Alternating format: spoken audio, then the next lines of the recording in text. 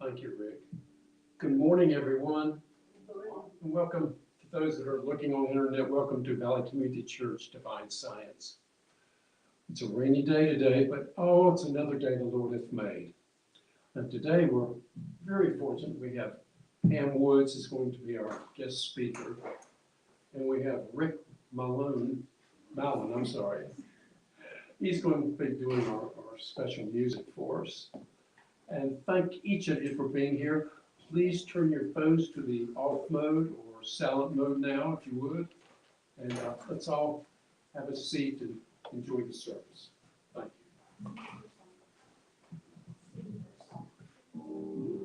you. Please let's stand and sing the first song.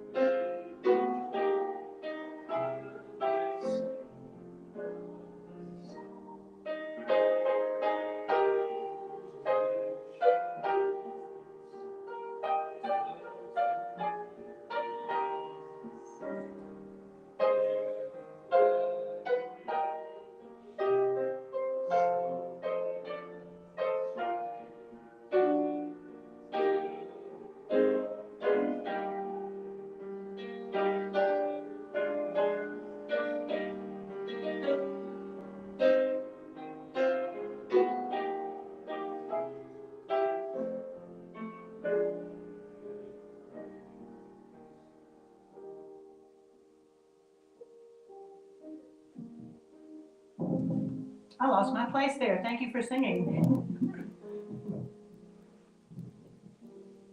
Welcome, everybody. I want to remind those who are listening that my name is Pam, and I'm a congregant of this church, and I'm here to report on my spiritual journey. And my certain knowledge is it will have some value for someone, maybe all of you. I want to start with an idea that comes from Romans 14, verse 13, where we are told to stop judging others and not allow a root of bitterness to grow inside us. We are reminded in Hebrews chapter 12, verse 15, that this root of bitterness, is capable of hurting not only ourselves, but others.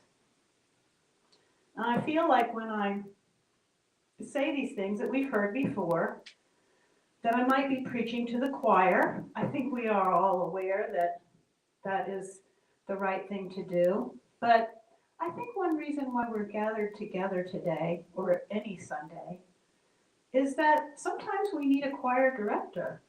It might not be the person up here, might be, but it's also each other. And so I think by repetition, we are reminded to practice, practice, practice. Divine science principles do invite us to investigate our spiritual habits and consider changing them. And practice, practice, practice. Let's stand up and say our statement of being together. Just remind ourselves before the service continues who we are and what we believe. If you'll say it with me. God is all, both invisible and visible. One presence, one mind, one power is all. This one that is all is perfect life, perfect love, and perfect substance. I am the individualized expression of God and am ever one with this perfect life, perfect love, and perfect substance. Rick?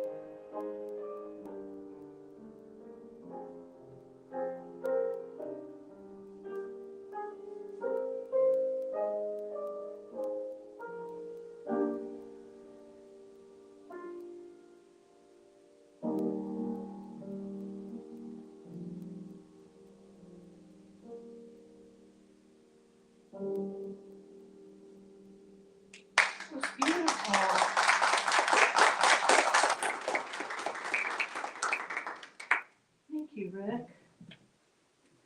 That was a perfect, gentle piece to, No greater love. thank you. Get us in the mood for a healing meditation. I'm going to lead us in a quiet moment. We can all be together and experience the power of prayer. So I'll just take a moment to take a deep breath together and breathe out all of our anxieties. There's so many of us experiencing difficult times. And it's not just us in this room, but when you think about people that you know that are suffering, dealing with burdens, imagine that the people that know them that you don't know are all connected to those burdens as well. So let's take a quiet moment together and experience the healing power of all of us joined together in love. We invoke our loving God. We invoke the Christ within us to give us, to help us to feel, to help us to know the power and the light that we share together. I myself am heavily burdened, and I am joyful in the concept that not only can I give my burdens to God, but that I can share them with you, and you will help me as I help you. Let's take a moment of silence to imagine this light and this power, this enfolding love, and how it will extend from us out into this world that we sometimes find so challenging. Starting right now.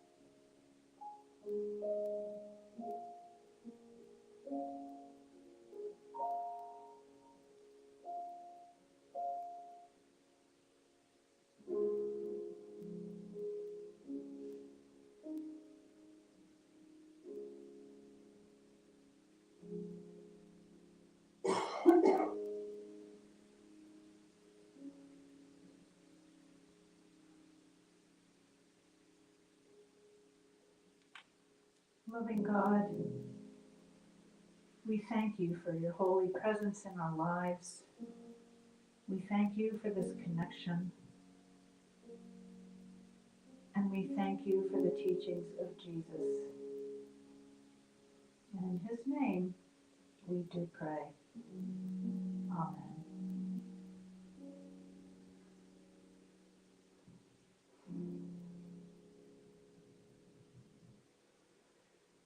Let's take a moment to say the Lord's Prayer together. This is the direct translation from the Aramaic. So it reads in the present time. It's not a begging prayer. It's a this is where God is prayer.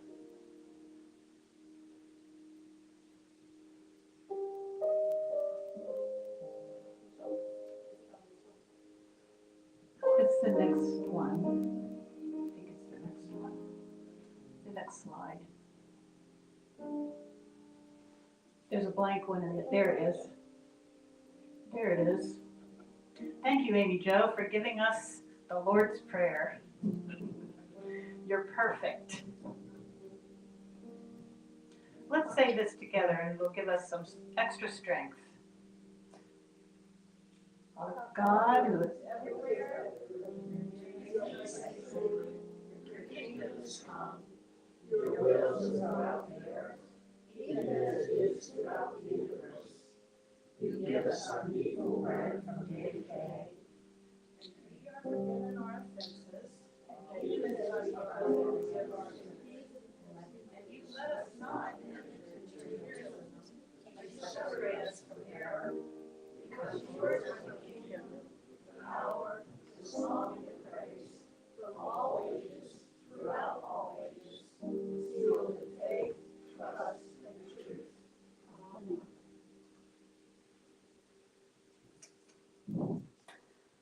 Amen.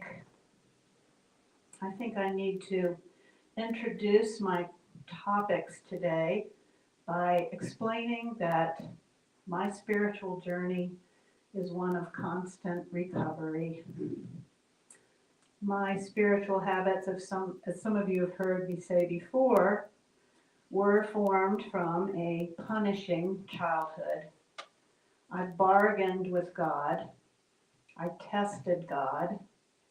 And I was mortifyingly confused by the idea of God as a floating man-king thing. It was just kind of baffling. And Jesus, my connection to God from my own upbringing, I mean, imagine a little child. Jesus looked like the cute boy in the smoking court at my high school that would have been shunned by my parents because, he looked like Jesus. The Bible can be fished and taught as a punishing and judging treatise.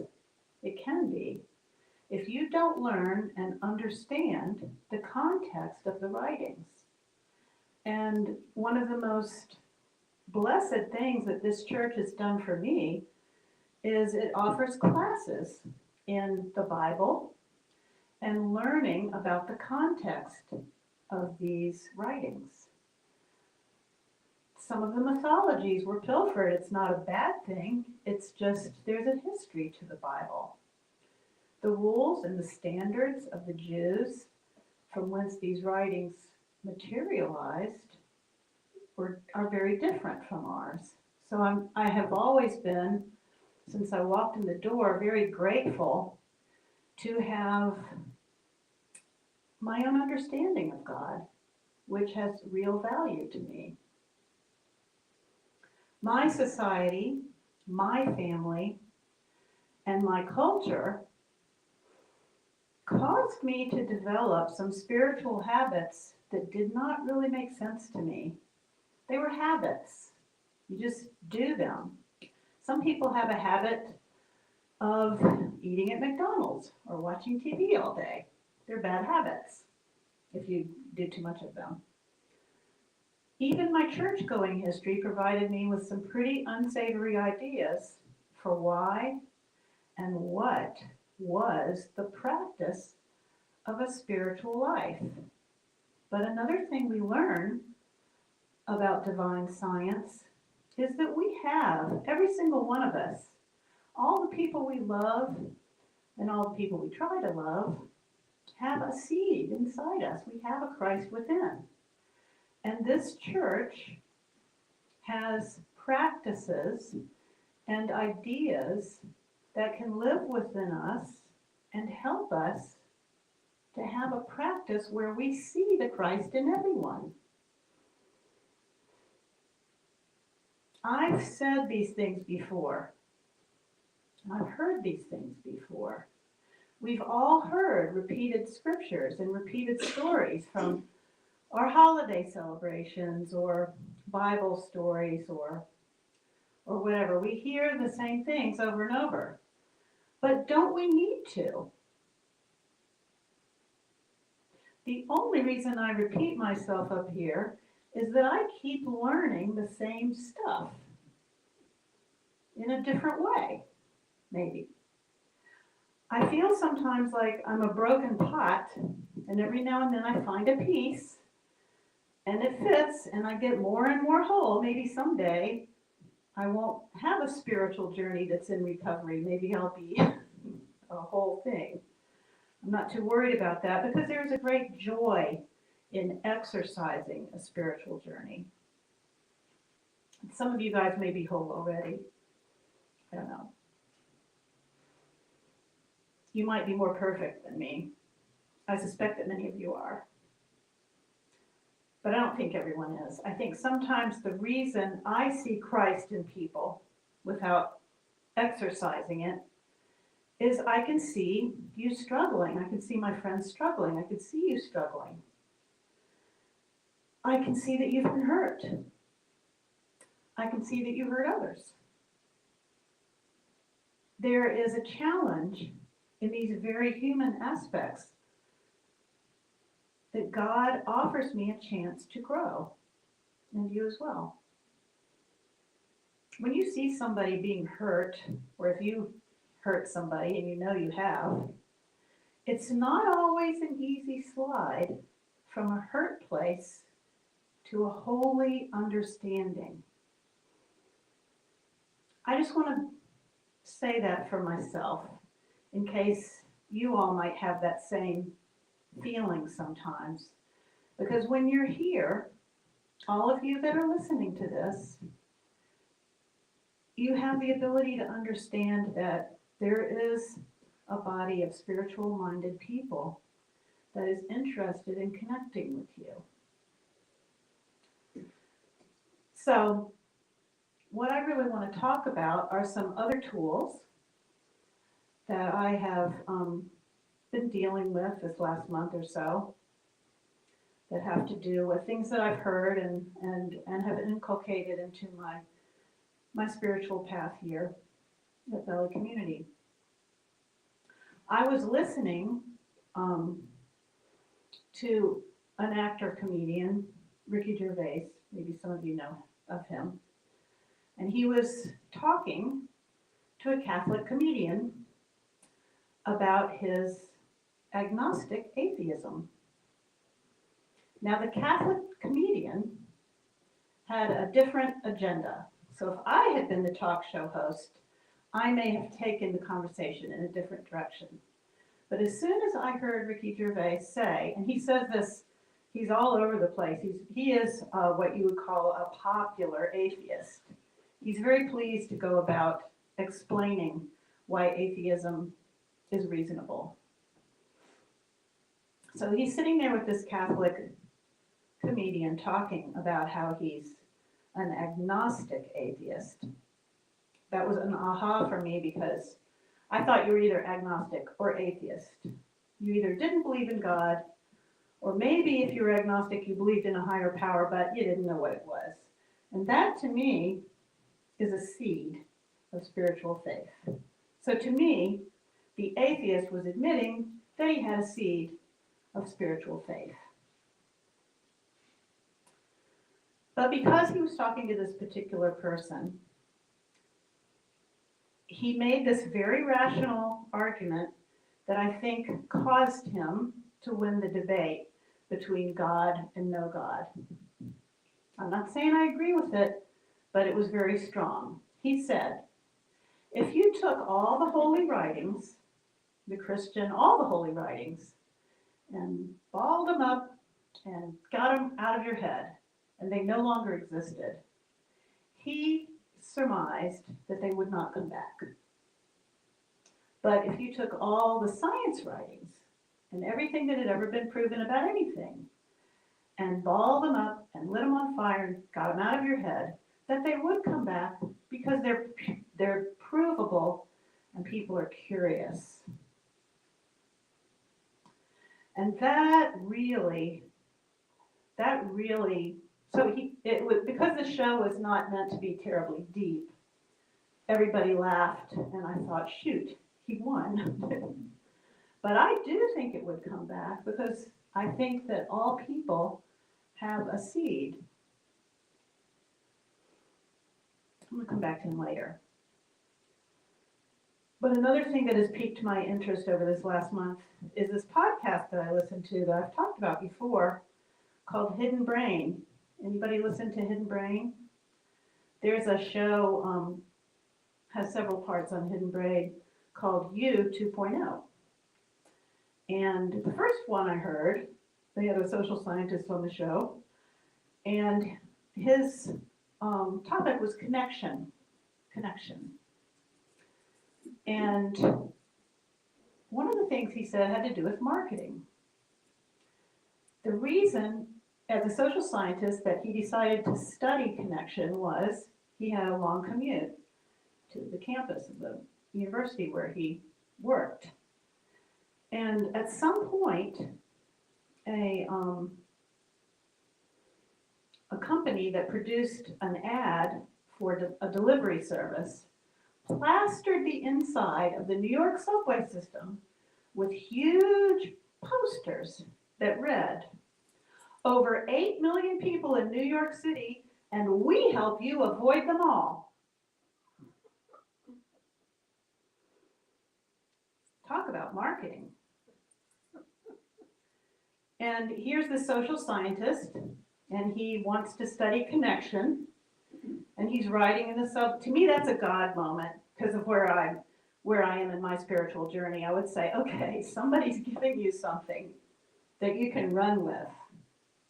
And he ended up doing a study using the same subway system where he engaged people in doing what they usually do, which if you've ever been to New York on the subway, everybody's in their own personal space.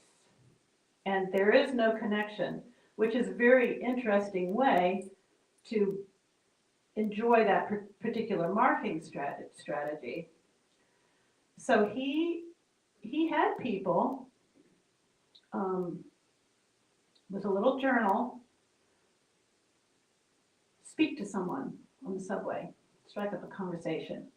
And then they had to write down, they had to answer questions after it. And the questions were sort of like, was your conversation successful? How long did it last? How did you feel?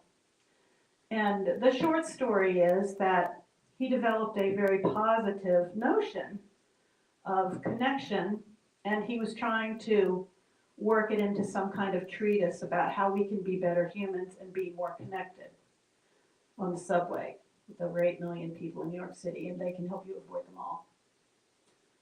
So the next thing in the study was about 2 Japanese neighborhoods who had survived a terrible tragedy, or one of those earthquake tragedies with a fire that just killed so many people.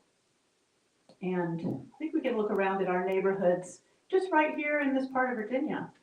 One neighborhood was kind of known for its kind of hippie activism, very connected neighborhood.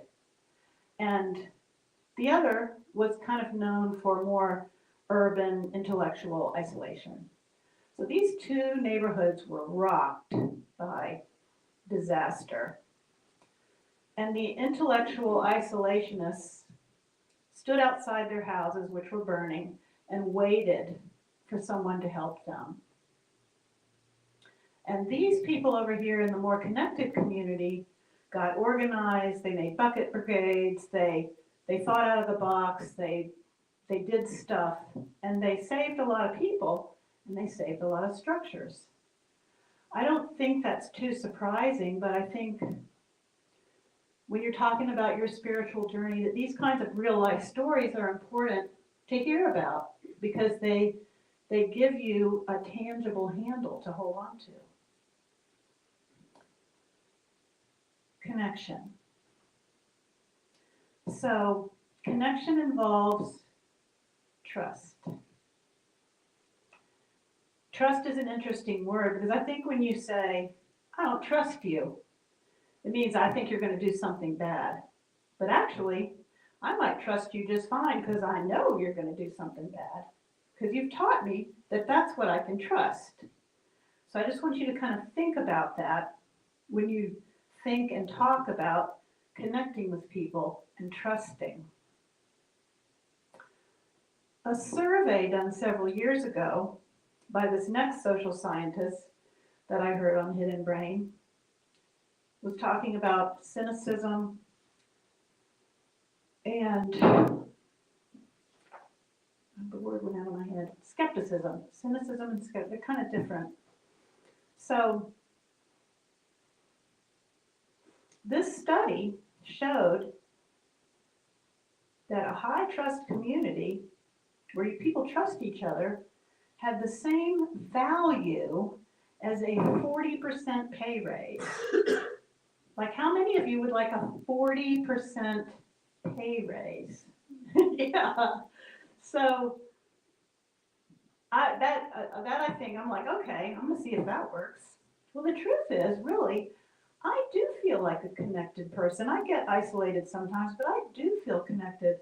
And I think the first time I ever spoke up here about my experience in this church had to do with how I realized that I wasn't poor, because I kind of thought I was. But once I got connected and was thinking about the value of my job, about my presence, about my calling, about whatever it is I was doing while I was alive, I felt much richer. So I think that might have a little bit of truth to it.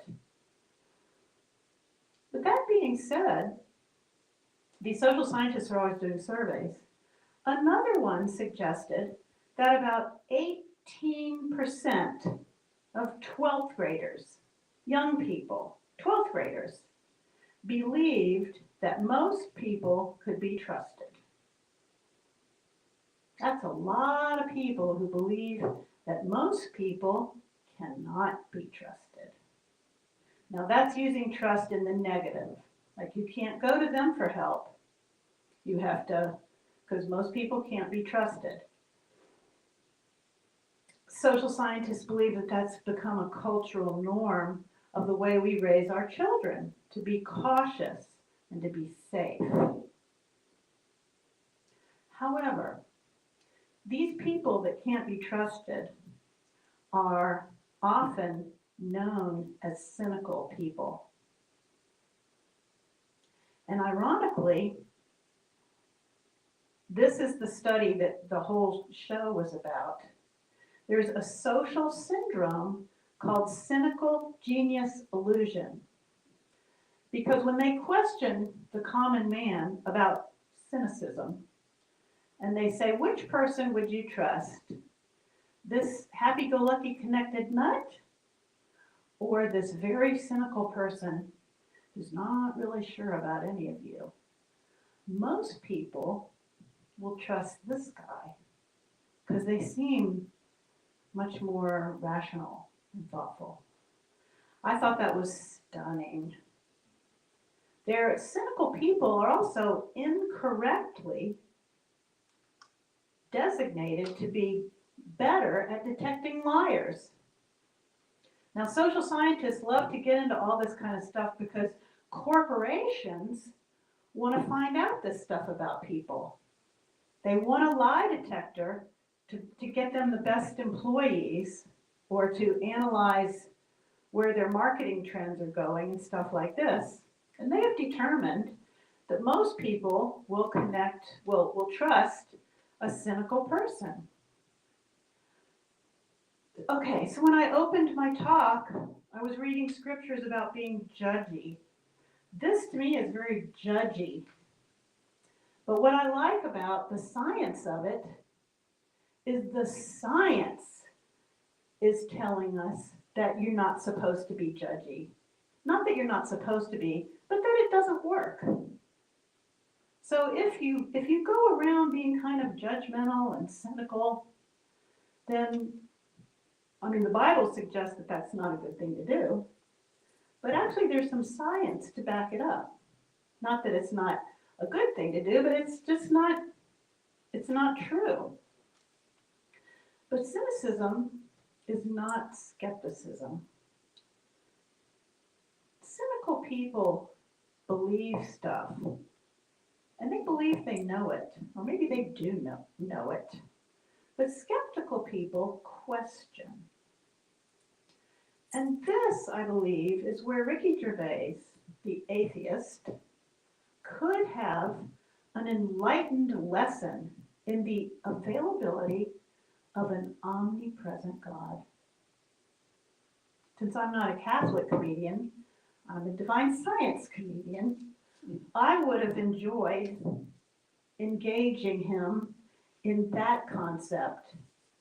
And I would have continued the argument that if the holy books were destroyed, they would come back just like the science books would come back. It's just as reasonable. So, with repeatable scientific studies that alter our knowledge or our purpose or our abilities, they present a real spiritual path.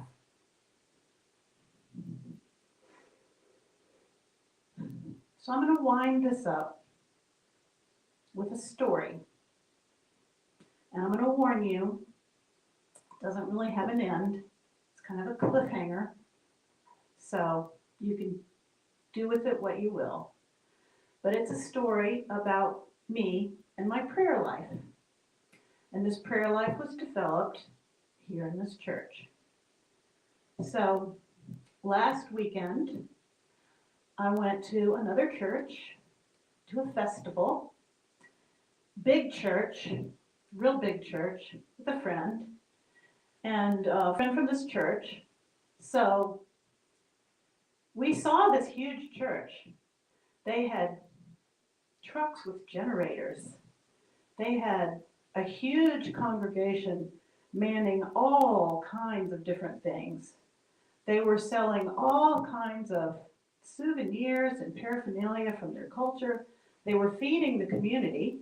They had fed the community for 3 days. It was a hot day. There were tents, there was music, there was dancing. And we went to this festival together, me and my friend. And we were remarking, kind of laughing about, well, this must be what it's like to go to a big church. And which of these positions do you want to have? You want to be serving the moussaka in the hot tent? You want to be up there in your traditional robes in the 90-degree weather dancing? It was fun, and everybody was happy. It was hot. But this is what I want to tell you about that day.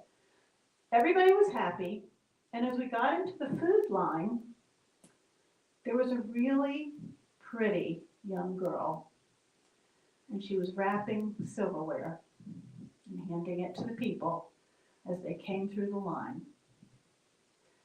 And everybody there was so patient and kind. Everybody was smiling. She was very serious and intent on her job. And her little face was just exploded in sores. It looked biblical. She had, her face was shiny. And this is going through my mind. It could have been sweat. It could have been medicine. It could have been both. But I don't know about you, but when I was 17, I imagine she was maybe that age, if I had anything on my face that wasn't in 17 magazine, it was like 1,000 deaths. Young people. And here she was, representing her church on this hot day, passing out silverware. That's not the end of the story, but that's a vision that I acquired. I didn't say anything about it, just filed it in my head. And I was kind to her, as I would be anybody. And that's the thing, I feel like people who are afflicted just want to be with you. They want to be connected. They don't want to be felt sorry for. But here's where my prayer life comes into play. So that night, actually it was the next morning, it was 2:41 a.m. and my eyes snapped open. I had woke myself up scratching my neck. And I came into consciousness, and because I'm an adult and I know better, I was like, oh, I shouldn't be doing that. Wake up. Why am I scratching my neck? What's wrong? My first inclination was there's a spider in my bed, because I live in an old house. It could happen. So I just shake the bed sheets out. This side started itching. And I was like, uh-oh, don't scratch it. I didn't feel anything. Then this started itching. And this started itching. I was like, don't scratch it, don't scratch it. It took me halfway down my body to really wake up. And I said, okay, I'm getting out of bed. I threw myself in the bathtub. I believe water is healing, and it kind of was. I felt relief. Whew, felt relief. I got up, got back in the bed. It started itching. It started itching. And it went all the way down my ankles. When it got all the way back down my ankles, it went up here on top of my ears. So I got up and I turned the light on. I looked at my body, and these huge things were happening all over my body. It looked like the surface of Mars. I do work in a medical facility, so part of me was going, well, that's interesting. But it was on fire. So I got in the bathtub again. Water's healing. I felt relief. But this time, fearing that I'd get back in bed and it would continue to places I couldn't reach, that I would get in the medicine cabinet and find the Benadryl, which I did. And I took a couple of Benadryl and I got back in the bed. And then I'm fully awake and I'm very conscious and I feel like I've done the right thing. I'm kind of wondering what that was all about, but there I am. Turned the light off and I just lay there and I said, it's gonna be all right. And that was a spiritual signal to me. When I heard myself thinking, it's gonna be all right, I said, thank you, God. Thank you for my magical body. Thank you that everything's gonna be all right. And I looked over at my phone, and it was like an hour and a half later. It was like 3-something in the morning. And I was like, ooh, gotta go to work tomorrow. Oh well, thank you. Wasn't quite ready to sleep because my body was too excited. It was calming down. Things were getting better. So I just continued in my prayer.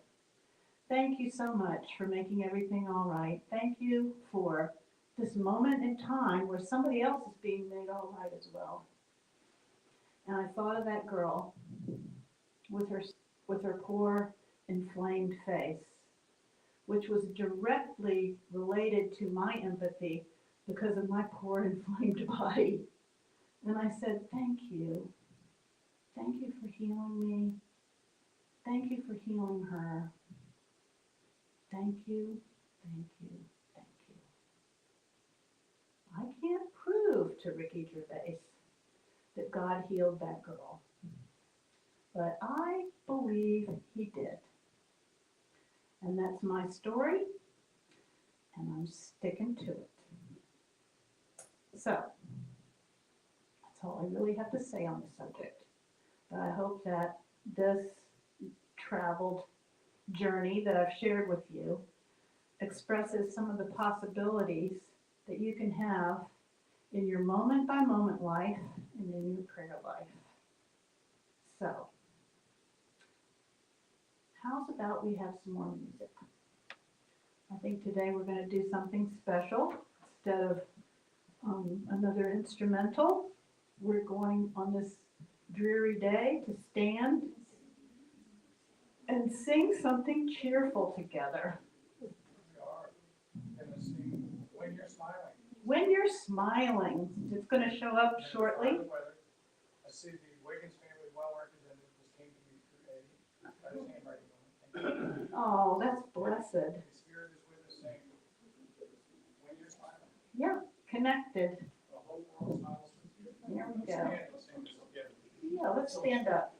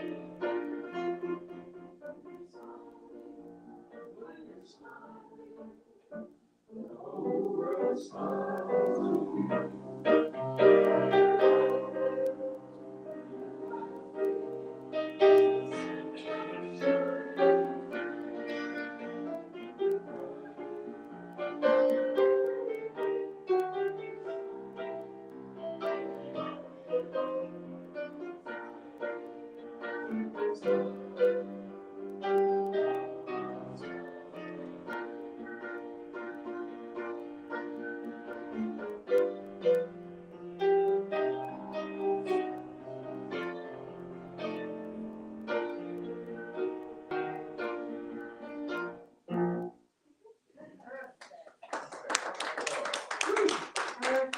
That was lovely. I feel the sun coming out.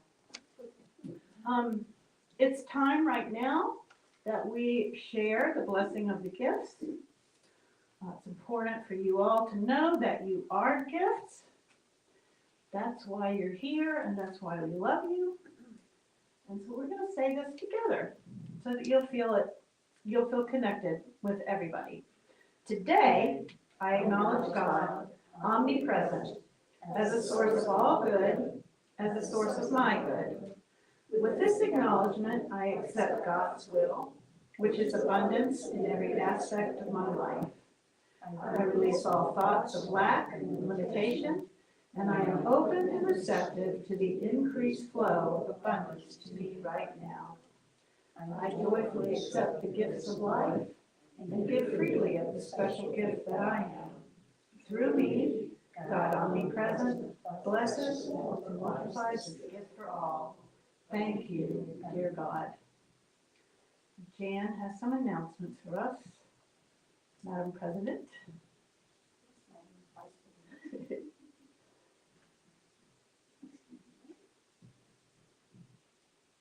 Good morning. Good morning. Thank you, Pam, for that message. As always, she does a wonderful job, and thank you, Rick, for stepping up this morning. Julie Hickok was supposed to be here, but she has a tree down and can't get out of her driveway. So hopefully that will be taken care of, but she couldn't get here, so thank you, Rick, for stepping up. You did a great job, as always. Thank you. Thank you all.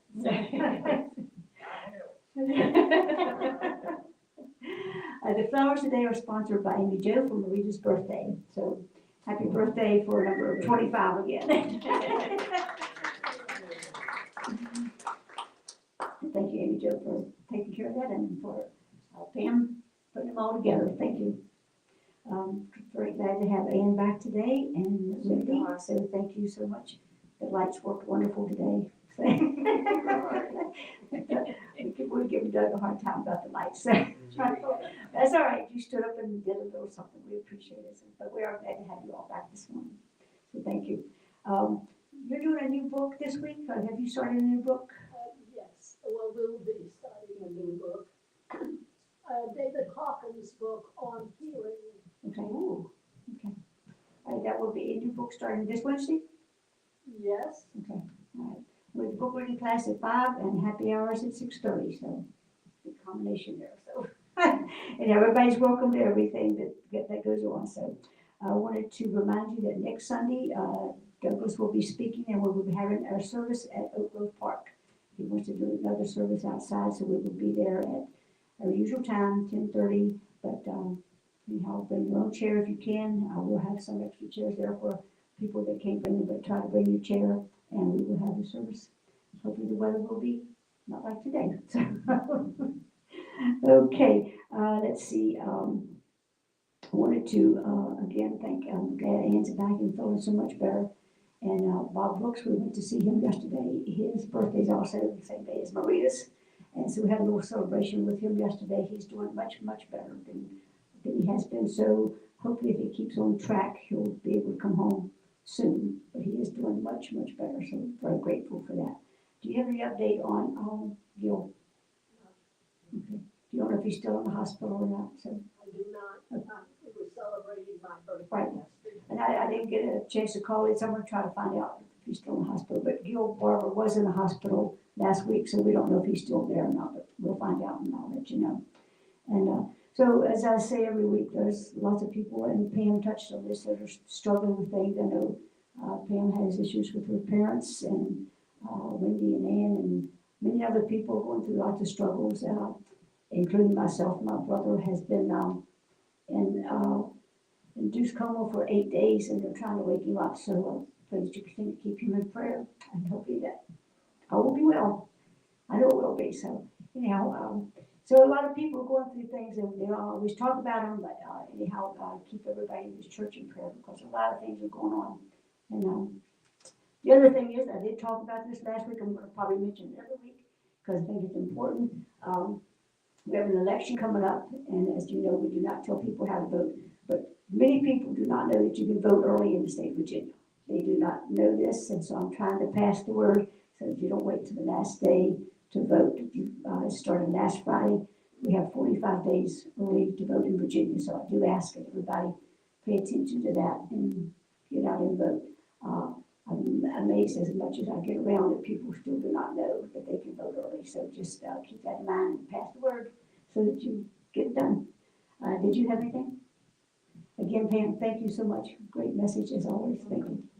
Who's gonna sing? I'm not gonna sing. Yep, today to end our service, we're gonna stand again and sing our joy song, and then we'll have a prayer.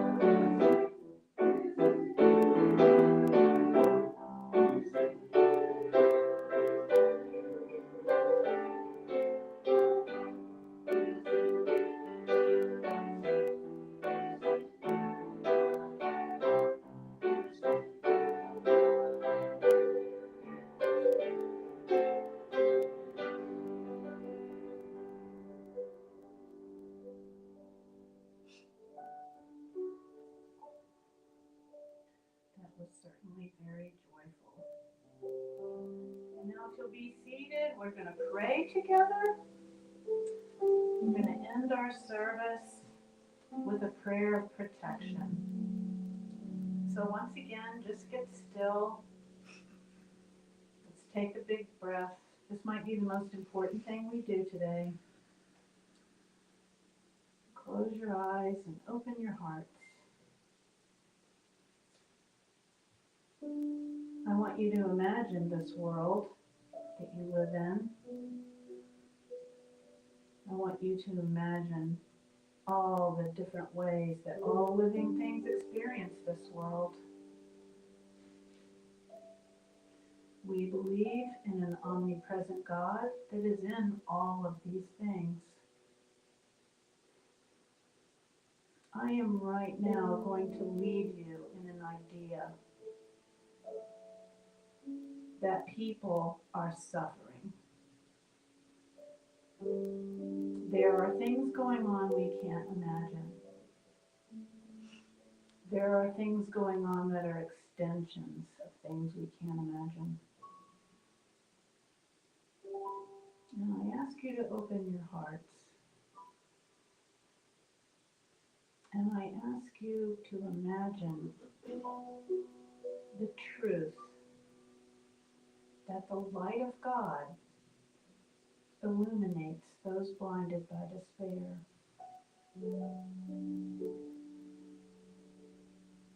I ask you to send out the love of God, enfolding all those who feel hopeless and unloved.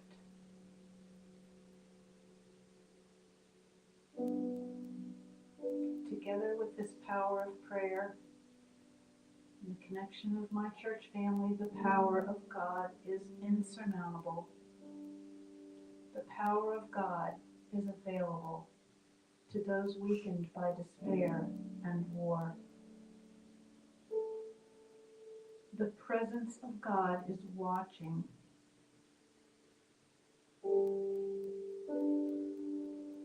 It's built up for those in sadness and isolation.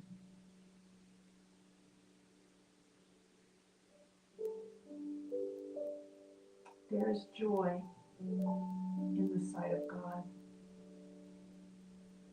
The mind of God and the strength of God is in every suffering person,